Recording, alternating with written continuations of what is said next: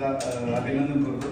Sir, मी उल्हासनगर महानगरपालिकेमध्ये ना युनियनचा अध्यक्ष आहे, पण मला त्या अध्यक्षपदाचा ना कधी वापर करताना आला. आयुक्तांसमोर मिटिंग व्हायची, माझे आजूबाजूचे कार्यकर्ते ना ते बोलायचे, पण मला बोलायचं म्हणलं ना ते जसे आमचे भुजबळ साहेब बोलले ना, इथं एक शब्द बाहेर पडला ना की दुसरा असं वाटलं कोणतरी दाबून ठेवणार.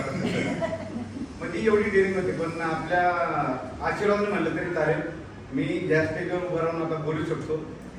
आता पण मी फक्त काय करतो, आता जसं मी कॉमेडी करतो ना, खाली बसून फक्त तेवढी मजा घ्यायचो, पण खरं खाली बोलणं सोपं आहे, स्टेजवर येऊन बोलण्याची जी हिंमत आहे ना ती आगळीवेगळी असते. आणि सर, मी सर्वांनी जे आता इथं हास्य माझ्याकडे जे आपलं सरांची कार्यशाळा काढली, म्हणजे उपस्थिती देऊन खूप चांगल्या प्रकारे कार्यशाळेमध्ये आपण वेळ दिला, त्याबद्दल मी सर्वांचा धन्यवाद करतो.